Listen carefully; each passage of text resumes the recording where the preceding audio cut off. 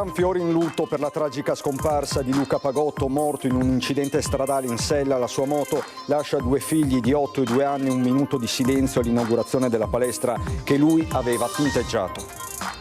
L'annuncio del comune di Bassano del Grappa sarà parte civile nel procedimento a carico di Alberto Zago, il giovane di Quinto di Treviso, autore di un'aggressione ai danni di un docente del Brocchi. All'indomani della morte nel Sile di un 22enne pakistano, a Treviso ci si interroga sulla vita di questi invisibili. Era stato accolto dalla comunità di Sant'Egidio.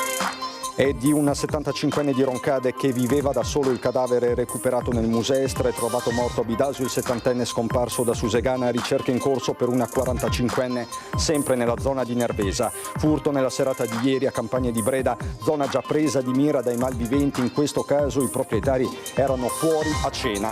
Yarmush Boys a Servilo Rosi, le indiscrezioni sui premi all'82esima mostra del cinema di Venezia in attesa dell'annuncio del vincitore del Leone d'Oro. Per Castelfranco è un fatto storico. Al termine di un intervento di consolidamento costato €1 milione, le antiche mura del castello sono state nuovamente rese percorribili. Doppia diretta domani su Antenna 3 dalle 9:30 il pellegrinaggio degli alpini sul Monte Tomba, dalle 14:30 il gran finale del Palio del Vecchio Mercato di Montebelluna.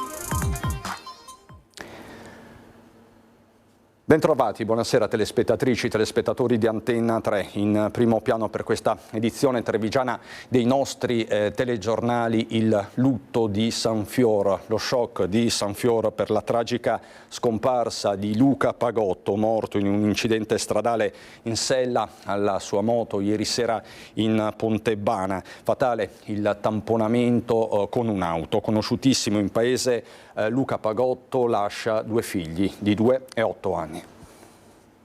Le belle persone rimangono sempre vive nei cuori di chi le ha conosciute, si legge su un biglietto lasciato accanto ai fiori deposti nel tratto di strada in cui la vita di Luca Pagotto si è interrotta da appena 31 anni.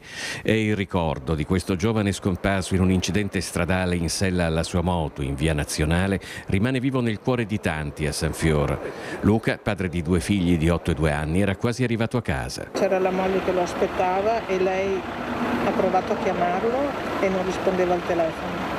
Contemporaneamente ha sentito le sirene dell'ambulanza e lei si è insospettita subito, ha chiamato la mamma di Luca, ha detto Luca non risponde, ha sentito le sirene e da là poi è partito tutto. A parlare una parente che ha preferito non farsi riprendere in viso, una tra le tante persone che oggi sono venute nel tratto di strada in cui la moto di Luca si è scontrata con un'auto per dedicargli un pensiero o cercare di trovare una ragione a questa tragedia. Sull'asfalto sono ancora visibili le terribili testimonianze di un tamponamento che appare violentissimo, la cui dinamica è al vaglio dei carabinieri di Conegliano. Luca è stato sbalzato dalla moto sul marciapiede, la sua Aprilia ha preso fuoco nello scontro, illesi gli occupanti dell'auto. È un ragazzo pieno di vita, amava veramente vivere, un gran lavoratore, mai stanco, non diceva mai di no a nessuno, sempre disponibile, conosciutissimo, lui era amico di tutti, aveva anche partecipato a attività in comune, era sempre disponibile, non c'è nulla da dire se non proprio questa maledetta passione per la moto, che tutti gli rimproveravamo, tutti. In una comunità segnata dal lutto, la cerimonia di consegna della nuova palestra da oltre 1000 metri quadri della scuola secondaria di primo grado in via Isidoro Mel è stata segnata da un minuto di silenzio per Luca. Titolare della Pagotto Pitture, giovedì aveva imbiancato gratuitamente i locali del comune in uso alle associazioni del paese. È lì che l'ha visto l'ultima volta il sindaco di San Fior, Gastone Martorell. Luca era un ragazzo solare, che sorrideva sempre, ma sorrideva perché aveva piacere di stare con la gente. Era uno che non mancava di aiutare quando gli veniva chiesto un favore, mai. Com'è stato quell'ultimo saluto? Ma sono uscito, io non mi ero accorto di lui, ho sentito ciao sindaco e guardo c'era lui con il braccio alzato, siccome è un ragazzo anche di statura insomma importante, ho detto ciao Luca, cosa stai facendo? Ho detto, sì, sto pulendo e portando via, insomma sapevo che gli avevano chiesto di fare questo. Orrore in Albania, a Durazzo, dove una ragazza veneziana appena 18enne, originaria di Campagna Lupia, è stata violentata in spiaggia. Subito arrestato l'aggressore. Si tratta di un 26enne con precedenti penali. Il sistema albanese sarà inflessibile, assicura il console Giorgio Boatto, ma a parlare anche l'avvocato trevigiano Fabio Crea, che a Durazzo ha uno studio legale e ben conosce la città. I lividi sul collo e in altre parti del corpo lasciano poco spazio ai dubbi e molto all'orrore, quello vissuto da una 18enne veneziana di Campagna Lupia, violentata nella spiaggia di Durazzo, in Albania. La ragazza alle 5:25 del mattino si trovava sui lettini di un albergo del lungomare dopo una serata come tante di vacanza. Qui un uomo l'ha avvicinata, poi l'aggressione e la violenza, inutili tentativi di opporsi, il racconto della 18enne reso non appena trova la forza di denunciare agli agenti della polizia albanese, che in tempi record identificano e fermano un 26enne, Leonard Preza, il suo nome, con precedenti penali per furto e detenzione illecita d'armi. L'arresto nel giro di poche ore. A Durazzo ha uno studio il legale trevigiano Fabio Crea, che pur non occupandosi direttamente del caso ben conosce la città. Da quelle notizie che ho acquisito anche attraverso gli organi di polizia, si tratta di una compagnia di ragazze molto giovani, dell'età della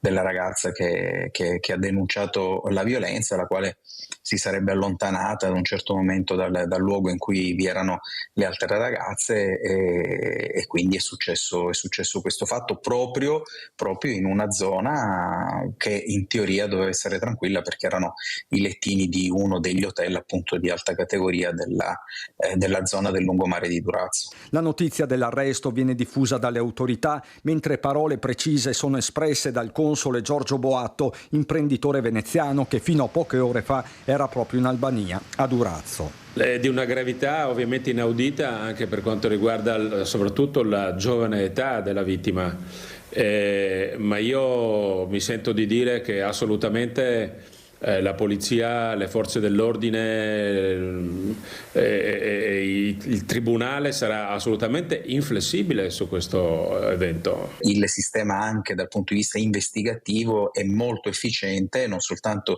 in questo caso, e quindi già in questo momento nelle prime ore hanno assicurato la persona denunciata dalla ragazza al ristretto in carcere.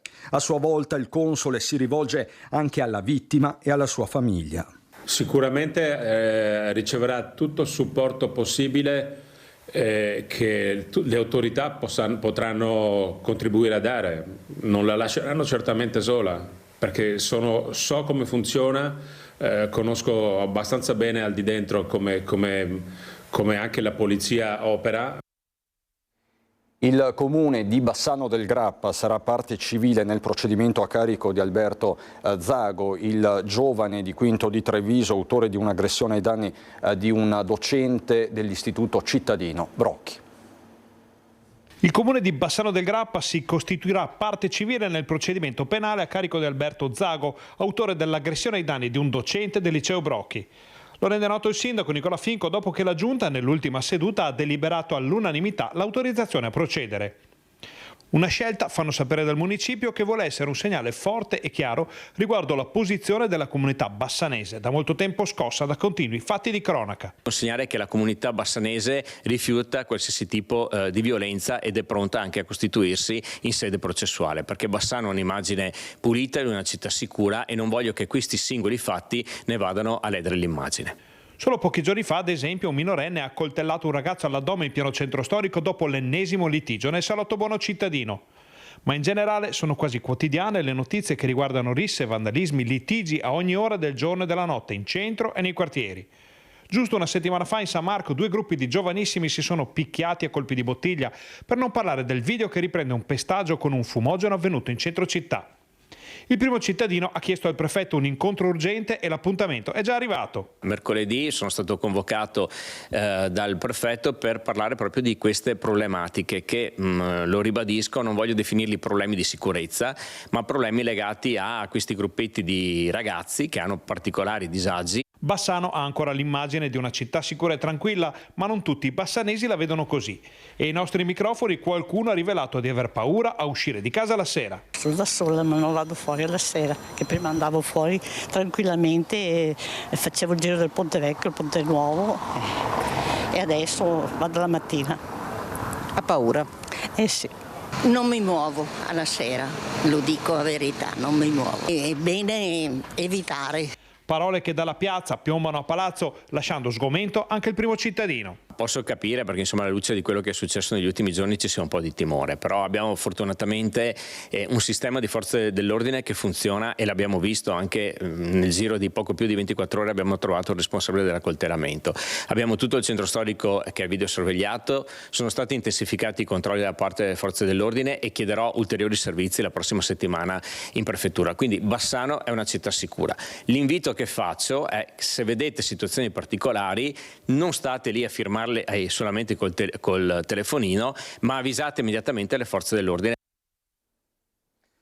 I carabinieri hanno arrestato ieri pomeriggio il 48enne marocchino che lo scorso 27 maggio nei pressi della stazione ferroviaria di Mogliano Veneto, al culmine di una lite scaturita per futili motivi, aveva colpito con un coccio di bottiglia un coetaneo del posto, ferendolo gravemente al collo. Queste le immagini che vi avevamo trasmesso proprio nel TG serale del 27 maggio. Posto agli arresti domiciliari per tentato omicidio, l'uomo è stato sorpreso dai militari lungo una via cittadina e per questo è stato arrestato con l'accusa di evasione. Nuovamente arrestato, sono stati confermati per lui i domiciliari in attesa del processo.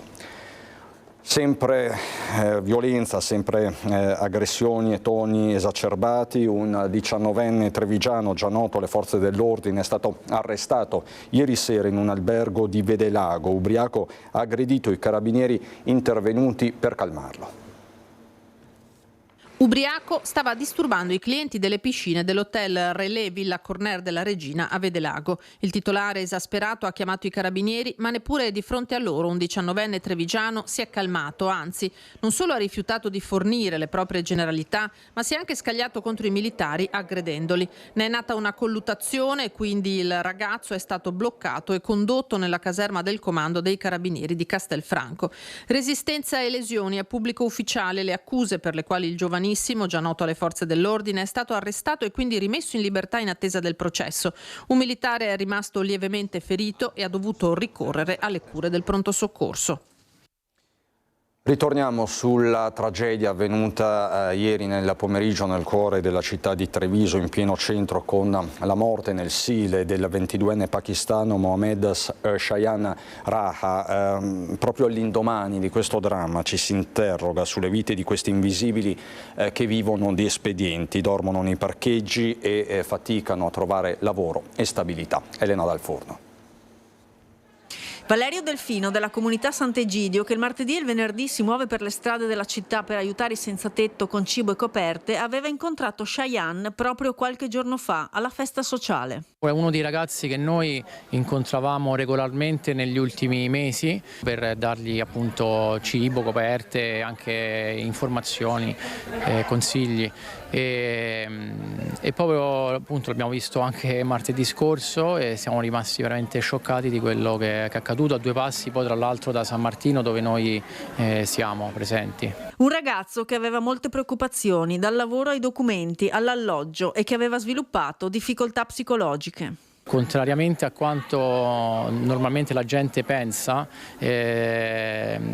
diciamo sono i ragazzi che manifestano questi problemi psichici possono essere partiti con quei problemi, ma tanti li vengono durante il viaggio, perché sono viaggi degli inferni e quindi una persona anche che non ha problemi poi invece li manifesta. Una situazione kafkiana che costringe questi giovani invisibili ad affrontare realtà spesso più complesse di quelle che hanno lasciato, ma sulle quali è necessario intervenire. È un lavoro che andrebbe fatto a livello innanzitutto nazionale, ma anche localmente, trovando modalità di accoglienza differenti. Ecco.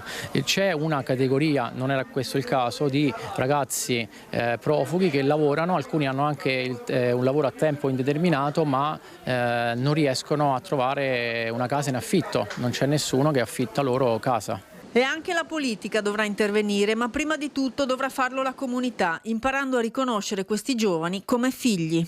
È una tragedia e si accumulano sempre di più queste tragedie di giovani ragazzi che sono disperati, e sono disperati perché non hanno, dobbiamo vederli, imparare a vederli come dei nostri figli, come dei nostri nipoti, perché comunque hanno dei sentimenti e soffrono e vivono una disperata solitudine, con la differenza che rispetto ai nostri ragazzi non sono supportati. La disperazione porta a fare dei gesti che non sono naturali, non voglio dire normali, ma appunto non sono naturali. Credo che dobbiamo investire del tempo, delle risorse, soprattutto dell'impegno, sia come comunità sia come politica. Ed è stato risolto il mistero del cadavere ritrovato 2 giorni fa nel Musestre. Si tratta di un 75enne di Roncade che viveva da solo. Triste epilogo anche per il 70enne scomparso da Ponte della Priula, Susegana, dopo giorni di ricerche. Il suo corpo è stato trovato nella tarda mattinata nella zona di Bidasio, siamo in comune di Nervesa della Battaglia. Ricerche in corso anche per una 45enne, sempre nella zona di Nervesa. È durato 48 ore il mistero del cadavere ritrovato giovedì nel primo pomeriggio alle porte di Roncade, nel torrente Musestre, a ridosso del cavalcavia sulla Treviso Mare. Si tratta di un 75enne del posto, residente in via Dari, dove viveva da solo. La sua identificazione è stata possibile grazie alla segnalazione di alcuni vicini che non avevano più notizie dell'anziano da alcuni giorni. Nell'abitazione sono state così trovate anche le ultime volontà scritte di suo pugno. In mattinata, proprio per favorire l'identificazione, i carabinieri avevano diffuso anche l'immagine degli effetti personali trovati poco distante dal luogo del recupero della salma. Per 2 giorni erano stati interpellati i comandi e le questure dell'intero nord-est. Ma è una scia di angoscia, dolore e ricerche incessanti quella che ha contraddistinto questi primi giorni di settembre nella Marca trevigiana. Dopo 4 giorni di mobilitazione lungo l'asta del Piave è stato ritrovato morto poco prima delle 13 Francesco Lucchetta. La salma, recuperata in località Bidasio di Nervesa della Battaglia, è stata messa a disposizione dell'autorità giudiziaria. Poco distante, quasi in contemporanea, le ricerche proseguite tutto il giorno di una donna 45enne. Anche il suo sarebbe stato un allontanamento volontario. Furto nella serata di ieri a Campagne di Breda, una zona già presa di mira dai malviventi svariate volte. In questo caso i proprietari erano fuori a cena e nella cagnolina di casa nei vicini hanno potuto sventare il furto di oro e denaro.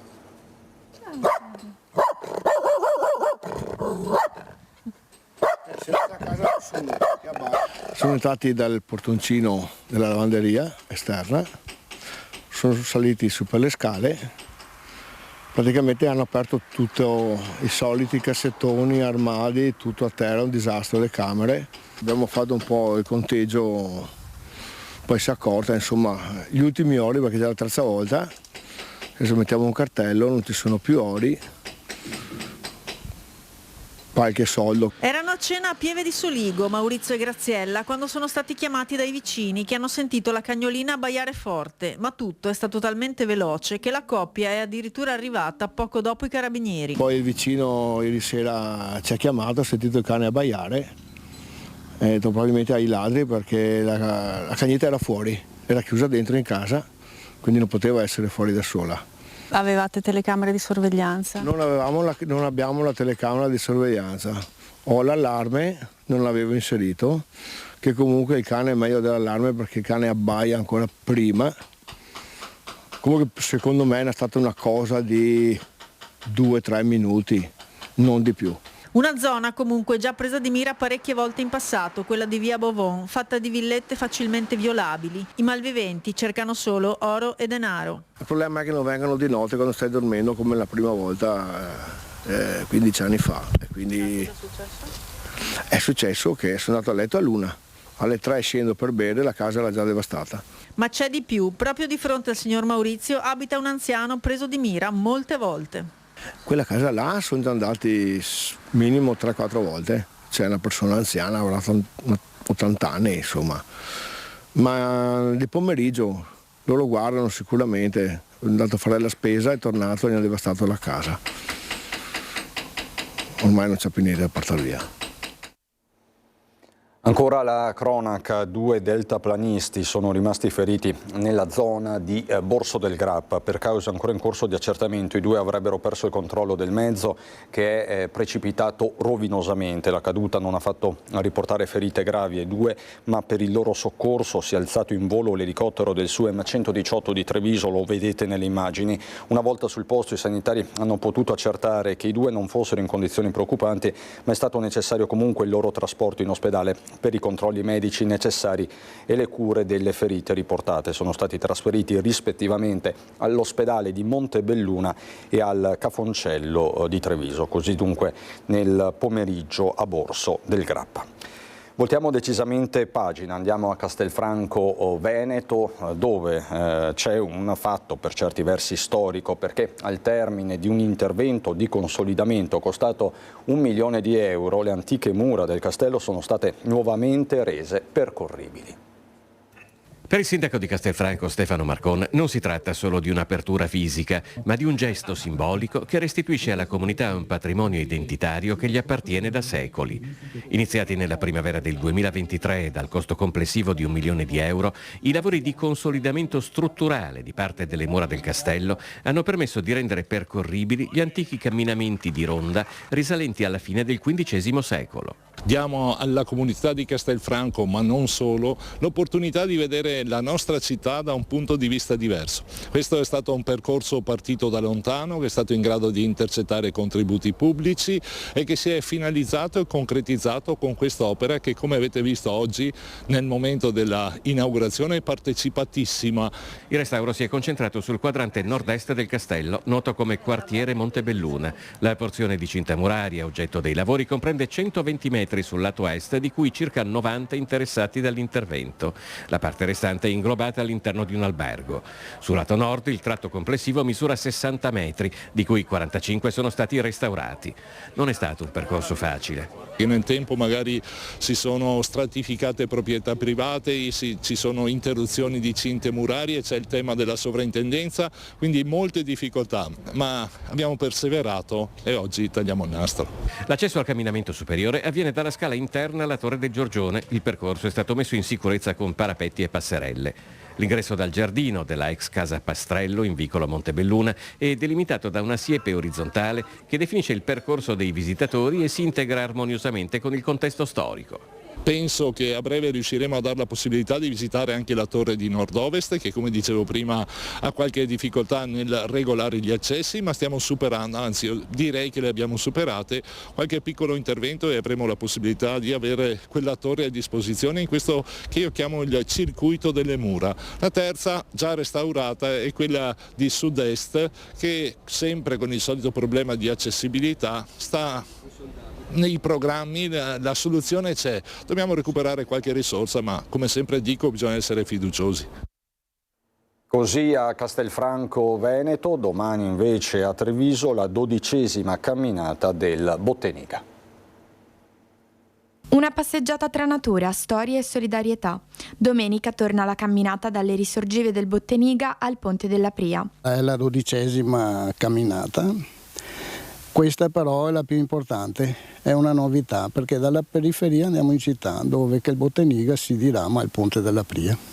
È molto importante per noi e anche sicuramente per la cittadinanza di Treviso, che il Botteniga, quasi, non dico tutti, ma quasi tutti non lo conoscono. Si parte alle 9:30 da via Gramsci a San Pelaio. Il percorso conduce fino al cuore della città e poi ritorna al punto di partenza, dove i partecipanti potranno pranzare tutti assieme. In menù spiedo misto, formaggi, patatine e dolci, piatti per grandi e piccoli su prenotazione. Il ricavato sarà devoluto in beneficenza a una famiglia trevigiana in difficoltà. È un bambino, quindi la famiglia non vuol mettere il nome, che ha, in poche parole, ha una gamba che deve essere operato dalla nascita, quindi abbiamo pensato di darlo alla famiglia di questo bambino. Quanti anni ha questo bimbo? 3 anni.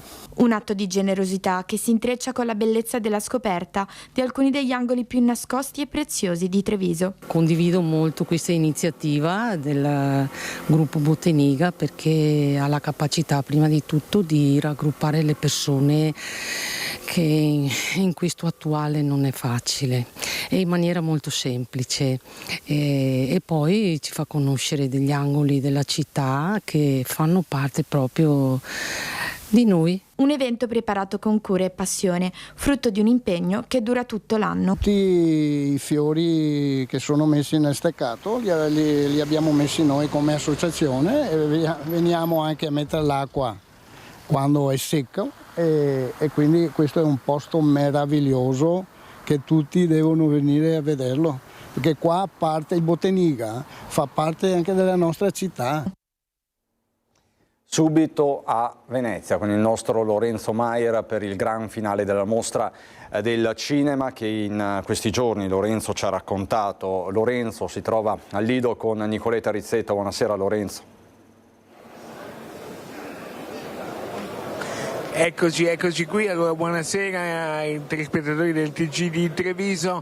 Dunque siamo ancora in attesa dell'annuncio del Leone d'Oro, ma ve lo confermiamo. Nel frattempo possiamo dirvi i primi due premiati ufficiali di questa mostra, che sono Benedetta Porcaroli e Giacomo Covi, quindi parla anche molto il Nord-Est, il film di Benedetta Porcaroli girato anche in Veneto con la regia di Carolina Cavalli e il triestino Giacomo Covi, per cui una forte matrice del Nord-Est, ma in attesa di sapere dalla voce dei giurati il palmarès di Venezia 82, qui al Lido è stato protagonista certamente il cinema, ma anche la musica con tre grandi star della nostra musica. Farei partire il servizio e con questo vi saluto dal Lido di Venezia insieme a Nicoletta Rizzetto, dandovi appuntamento a domani per gli aggiornamenti e l'annuncio di tutto il palmarès ufficiale.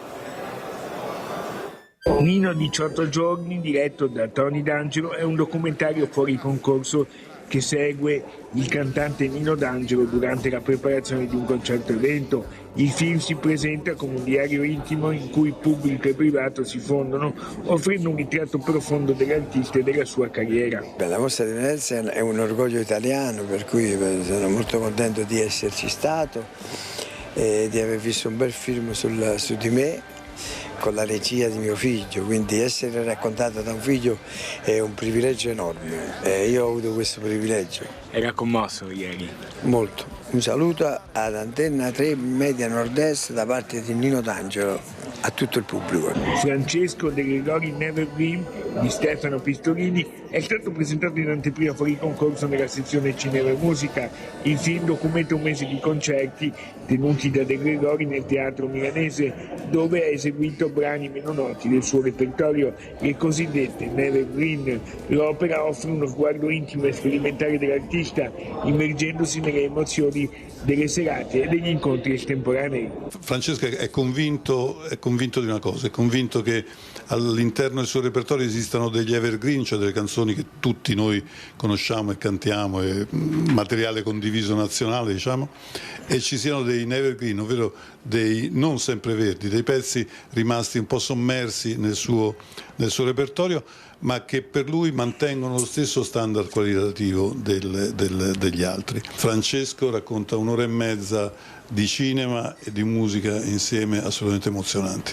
Il film di Francesco Orfei su Piero Pelù trae origine da un trauma. Nell'ottobre 2022, durante una sessione di registrazione, Piero Pelù sviene per un improvviso shock che gli provoca un danno permanente al nervo acustico e una forte depressione. Il rumore dentro diventa un'occasione per rigenerarsi e scrivere un nuovo album. Il film offre a tutti una riflessione sugli inciampi da cui si riparte. Il film uscirà a novembre in un evento speciale appunto distribuito dal Nexo il 10, 11 e 12 novembre. Sono convinto che il pubblico possa trovare in questo film veramente un qualcosa di diverso rispetto appunto al classico biopic, ma più che altro proprio una vera storia umana che può essere interessante per tutto il tipo di pubblico. E noi ritorniamo fra poco, c'è la pubblicità.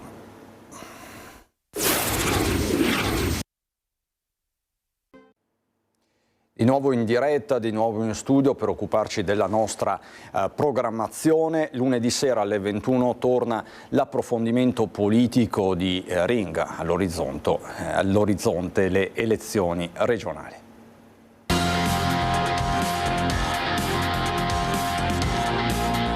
Noi siamo pronti, ma è la politica che si fa attendere. Ricomincia Ring lunedì 8 settembre alle 21. La politica alle corde, come sempre, più di sempre, nel Ring di Ferdinando Avarino, che torna puntuale lunedì e martedì sera alle 21 su Antenna 3 per raccontare una campagna elettorale ancora tutta da scrivere. Da un lato il centrodestra alla ricerca spasmodica di un candidato presidente con la guerra tra alleati, dall'altro un centrosinistra che tenta di giocare in anticipo, in mezzo un piccolo giallo, la data del voto tuttora da stabilire, con le urne che comunque si apriranno ad autunno inoltrato. Un rebus, quello veneto, con innegabili ricadute nazionali. Il derby tra Fratelli d'Italia e Lega rischia di terremotare la maggioranza, e poi ci sono le altre regioni al voto, un quadro fluido, tante le variabili, tutto sul tavolo di Ring, che torna con ancora più ospiti, collegamenti dal territorio e uno studio rinnovato. I protagonisti della scena politica regionale e nazionale sono pronti alla sfida e sarà senza esclusione di colpi. Vi aspetto a partire dall'8 settembre ogni lunedì e martedì puntuali alle 21 con Ring. Lunedì alle 21 quindi Ring, ma c'è una domenica da non perdere su Antenna 3, una domenica che parte domani mattina alle 9:30 in diretta dal Monte Tomba per l'ormai storico pellegrinaggio degli Alpini, una giornata molto importante per le penne nere, fatta di racconti ed emozioni, e noi lo faremo in diretta a partire dalle 9:30. Poi nel pomeriggio un'altra diretta molto attesa con il palio del vecchio mercato di Montebelluna. Dopo la diretta di oggi dedicata al palio delle donne, domani il gran finale con le ultime gare e la proclamazione del quartiere vincitore. Quella di Antenna 3 sarà una lunghissima maratona che inizierà alle 14:45 in punto, la gara clou a partire dalle 17:30, quindi un lungo pomeriggio dedicato a Montebelluna e a questo evento attesissimo non solo nel Montello. Intanto il palio delle donne, oggi la gara del palio delle donne, questo è il podio, Biadena al primo posto, Posmon al secondo, terzo il quartiere di Busta. Insomma, anche qui delle grandissime emozioni, gesta atletiche e non solo, che noi vi raccontiamo così.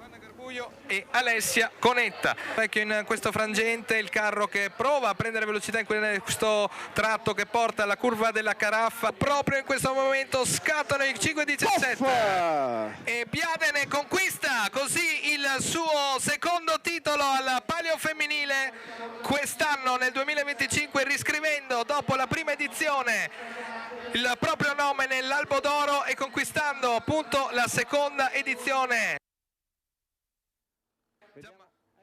Ecco dunque, queste le immagini che vi abbiamo trasmesso rigorosamente in diretta, e domani appunto grandi emozioni di nuovo. Lo sport, buona la prima per il Benetton Rugby, che nell'esordio stagionale a Londra contro una delle formazioni storiche del rugby inglese, gli Harlequins, ha strappato una vittoria in rimonta per 33-19. Il 15 di coach Macri è partito subendo, tanto che al 40° minuto si è ritrovato sotto per 19-7, formazione stravolta nella ripresa, addirittura 12 cambi, con i Leoni che partono subito forte, riducono gli errori al minimo, la sfida si chiude sul 33-19, i biancoverdi partono con il piede giusto. Venerdì prossimo alle 20:30 Monigo, altra amichevole di lusso contro i Black Lion, quindi insomma anche questa è una buona notizia per lo sport trevigiano, e noi adesso andiamo a Belluno.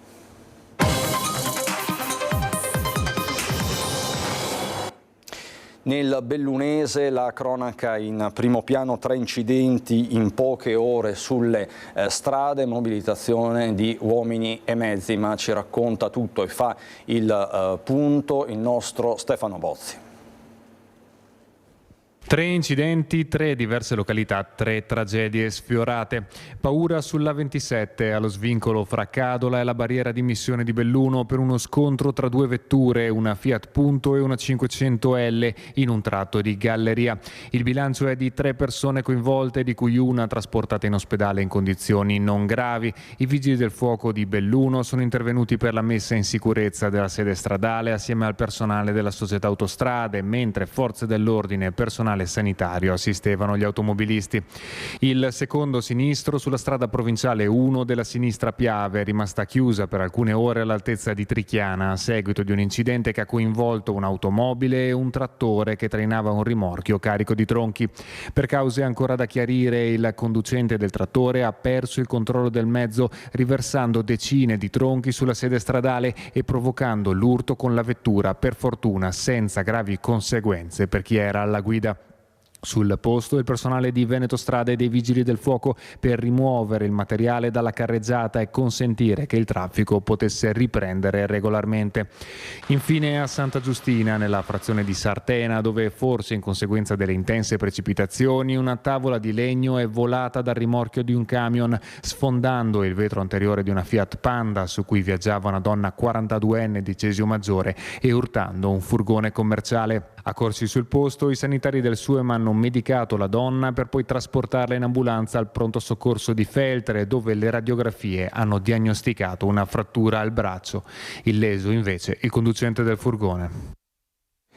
La pagina economica, la tutela del territorio montano che passa anche e soprattutto dall'agricoltura, festeggiati gli 80 anni di Confagricoltura Belluno, un'occasione per passare sotto la lente le criticità di un comparto essenziale per la sopravvivenza delle comunità montane. Ancora Stefano Bozzi. L'agricoltura montana ha un presente e anche un futuro, si devono però risolvere alcune criticità. Io credo che oggi da qui, da Belluno, debba partire un grande grido d'allarme nei confronti della Commissione europea, che deve mettere più risorse a disposizione per l'agricoltura in generale, ma soprattutto per la difesa della nostra montagna e dell'agricoltura di montagna. Una provincia che si spopola è anche un territorio che si abbandona. L'agricoltura di montagna resiste con le unghie e con i denti, nonostante la carenza di infrastrutture, i costi di produzione elevati e inversamente proporzionali ai redditi, i fenomeni meteorologici estremi e, sottolinea l'assessore regionale all'agricoltura Federico Caner, la presenza crescente dei grandi predatori, della necessità di tutelare chi il territorio lo coltiva, letteralmente, e lo mantiene. Si è parlato in occasione degli 80 anni di Confagricoltura Belluno. L'agricoltura di montagna, secondo me, è la testimonianza più alta dei valori che l'agricoltura esprime. Non solamente un settore produttivo, ma un settore che ovviamente garantisce la tutela ambientale, ma soprattutto la tutela sociale. Cosa sarebbero le montagne senza gli agricoltori? In questa dimensione l'agricoltura esprime la sua alta essenza e io credo che oggi più che mai, anche in Europa e in Italia, dobbiamo rafforzare l'agricoltura di montagna, dando a tutti i nostri agricoltori un giusto reddito e la possibilità di mantenere un'attività florida che dà ricchezza a tutto il territorio. Agricoltura di montagna che è sinonimo di zootecnia, materie prime e prodotti tipici d'eccellenza che sono alimento per un patrimonio culturale esteso ben oltre la cintura prealpina. Lo sa bene la Regione del Veneto, che ha ribadito l'importanza della tutela degli agricoltori montani che con la loro attività contribuiscono fattivamente all'indotto turistico ed economico di tutto il territorio. A fronte di un 8% delle aziende agricole sul territorio veneto provenienti dalla zona montana, assorbono circa il 40% del vecchio PSR e del nuovo CSR, il che significa che insomma vengono drenate molte risorse per la montagna, proprio per ciò che rappresenta la montagna, un presidio importante di biodiversità, di tutela del territorio, e questo significa anche turismo, esperienza particolare che i nostri turisti fanno in questo territorio assaggiando prodotti tipici. Non a caso stiamo puntando molto sul Veneto dell'End of Venice come marchio ombrello, che ci consentirà anche di veicolare tutti i prodotti tipici del territorio. Quindi questo binomio agricoltura-turismo nelle nostre Dolomiti e in generale nella montagna veneta diventa fondamentale. Ed è partita con un flash mob davanti alla prefettura la campagna bellunese per la pace, iniziativa di supporto al popolo palestinese sottoscritta da ACLI, Alleanza Verdi e Sinistra, CGIL, Movimento 5 Stelle, Pace e Disarmo e Partito Democratico.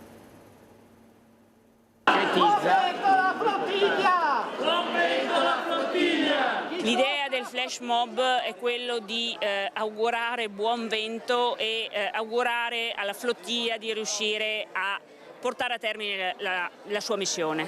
È un piccolo gesto simbolico per dire noi ci siamo. Belluno scende in piazza issando l'ancora, metaforicamente parlando, per schierarsi a fianco della più grande missione civile via mare mai organizzata, la Global Sumud Flotilla, un'intera flotta carica di tonnellate di aiuti umanitari e beni di prima necessità da destinare alla popolazione civile della striscia di Gaza. La sua missione non è quella solo di portare aiuti umanitari, cibo a persone che muoiono di fame, cosa che comunque ci auguriamo possano riuscire a fare, ma è soprattutto un messaggio politico per tutti quegli organismi istituzionali, per tutti quei governi che non riescono a fermare quello che a tutti gli effetti è un massacro, è un genocidio. E di fronte all'impotenza o all'indifferenza delle istituzioni, la chiamata alla responsabilizzazione è rivolta ai cittadini sotto il cappello della campagna bellunese per la pace, un'iniziativa di solidarietà pacifista per il boicottaggio della filiera militare e di chi dai conflitti armati trae iniquo profitto. La prima azione è quella di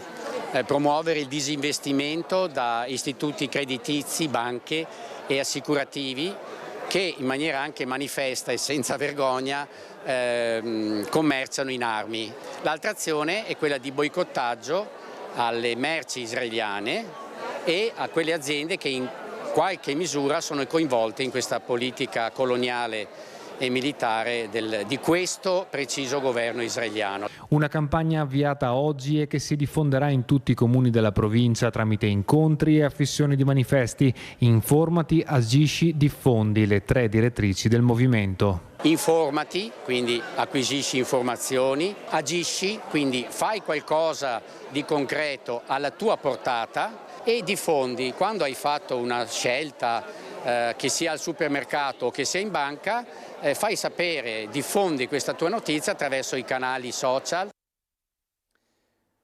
Ritorniamo in ultima battuta nella Marca trevigiana. Treviso Basket si unisce al dolore del nostro dirigente, recita una nota sul sito della società del nostro dirigente Giovanni Favaro per la dolorosa e prematura scomparsa della moglie Emanuela Tronchin. Tutta la società, dirigenti, staff tecnico, atleti e collaboratori desidera esprimere a Giovanni e alla sua famiglia le più sincere condoglianze e un affettuoso e forte abbraccio in questo momento di grande dolore. La vicinanza e l'affetto di tutta Treviso Basket vanno a lui e ai suoi cari per la scomparsa prematura di Emanuela Tronchin. Questa è l'immagine che si trova sull'home page di Treviso Basket. Noi ci lasciamo con questo aggiornamento, è tutto, subito dopo la sigla c'è il meteo. Buona serata.